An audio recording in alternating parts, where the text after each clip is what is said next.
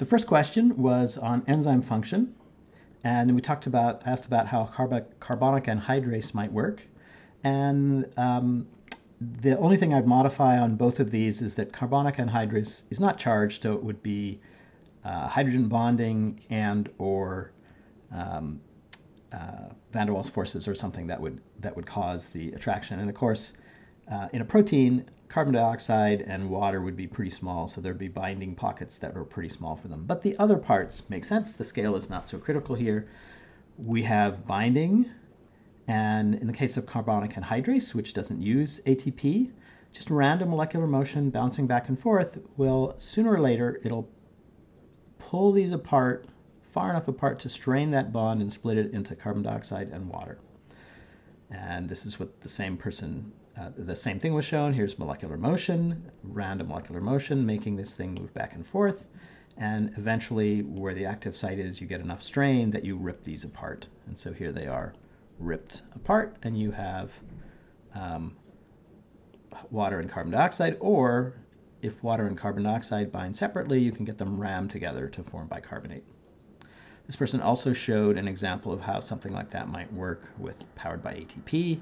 Phosphate here, 2 negative charges that could, and we have something here with a covalent bond that's too tough to break with random molecular motion. Put 2 minus charges here, you've already got minus charges here, you rip this apart and potentially tear that, or you ram 2 substrates together with negative charge here and positive charge here, negative from the phosphate over here, attracted here, you ram these together and create the product. Nice sketch here of a sea star showing the water vascular system. The one thing I would consider adding would be a little more detail here where the madreporite coming out here and the sieve plate, that's where water can go in and out. And so that can make the whole water vascular system have more water or less, and that's really important for tube-foot function, which we'll talk about in class and I'll show you in a video. Planarian that's starving, lots of ways to analyze this. This was one answer that I thought was good. Excretory system might need higher levels of secondary active transport to retain more of the valuable molecules. You could equally argue that it's starving, and so it wouldn't be able to do that it's got less sodium-potassium pump function, and so it's unable to keep up, and that would slow things down. Here, wouldn't excrete waste as much because there's less food. I think that's a logical argument. Urine content roughly the same. You can make a case for that. There's still the same things that need to be removed, just less of it. You can also make the case that the urine might have more of the valuable molecules, because if this animal is short on ATP, it may have more trouble recovering valuable molecules from the urine. If it's got less ATP and the sodium-potassium pump is slower, it might start losing its sodium or potassium concentration gradients. And if it loses the sodium concentration gradient, or if it has smaller charge difference, that would affect secondary active transport. For the mantis shrimp, I hope you watched the 13-second video. It's really impressive. I asked what would happen if the invasive mantis shrimp is abundant and they're hammering some population of clams. This person nicely showed a diagram here showing number of clams, in other words, frequency, abundance, and here's softer and harder shells. The harder shells would have more crystal and less matrix. These softer shells, they would be softer because they dissipate forces better in their shells without cracking. So you'd expect selection for softer and maybe thicker shells, but softer, less crystal, more matrix. So how would you do that? What would you predict would be different? And this person correctly showed more of the matrix protein. So thicker matrix protein, thinner here, and also suggested smaller crystals, which isn't a necessary part of this problem, but could easily be. And again, why? Well, when you have a hard blow, that starts a crack, and cracks, the most force of that is always at the leading edge of the crack. And so cracks tend to propagate. They keep cracking more and more until that force is dissipated. When they get to a gap here, and there's some matrix in there, the matrix proteins absorb some of that energy as they're torn and strained. But if enough energy makes it to the next crystal, then the crack propagates again. Again, some is dissipated into the matrix, but cracked again, and so on. And so a crack can spread a long way if the crystals are big and there's thin matrix. Do the same thing here, and our crack spreads. It disperses more energy. So I'm showing more energy dispersed. It may make it to the next crystal, just gets across, again disperses more energy, and maybe that's as far as it gets. So we've torn up some of this matrix protein, although some of it was just stretching and went back. We've had some damage, but our clam has survived. What might the mutation be? Well, here is the shell matrix protein coding region. And here, their mutation, and got to specify enhancer here, that's what I had to add. But the transcription factor binds more tightly, so it's there longer. That means you have more opportunities, more time for RNA polymerase to bind and transcribe, so you get more of the protein, and that gives you more protein to disperse the force.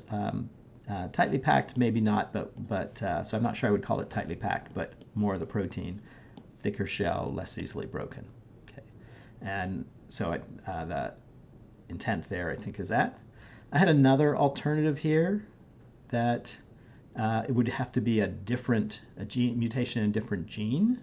You could have a mutation in the transcription factor coding region that makes it bind more tightly to the same, an unmutated region of the regulatory region of this gene. And a mutation in the coding region of the transcription factor could also make it bind with higher affinity and get you more transcription. These tend to be less common, mutations in the transcription factors, because they affect all of the targets of that transcription factor, whereas a mutation here affects only this particular gene, so a mutation in the regulatory region. So these are more common. And these kinds of mutations can happen. Turns out that most transcription factors bind to several variations on their site, and they bind to some with higher affinity, and often the ones that we find in animals are not the ones with highest affinity. And that's because transcription factors need to be able to pop free. You want to turn them on, but you also want to turn them off. So they tend to bind with high specificity, but not very high affinity. Number 5, we have fewer of these helical proteins, 30% fewer.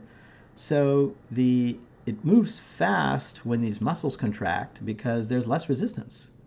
With 30% fewer, it's easier to stretch these fibers and move this way fast. But the elastic recoil is slower with fewer fibers. So fast movement this way, slower this way, and probably less efficient swimming, probably slower swimming. Where would the mutation be? Well, a regulatory region, because there's less of it. So mutation in the regulatory region, less of the collagen produced, and therefore you have 30% less in the animal. How would you stop or slow excretion in an annelid worm? I gave 3 possibilities, 3 drugs. Stop cilia, circular and longitudinal muscle, or beating of the heart.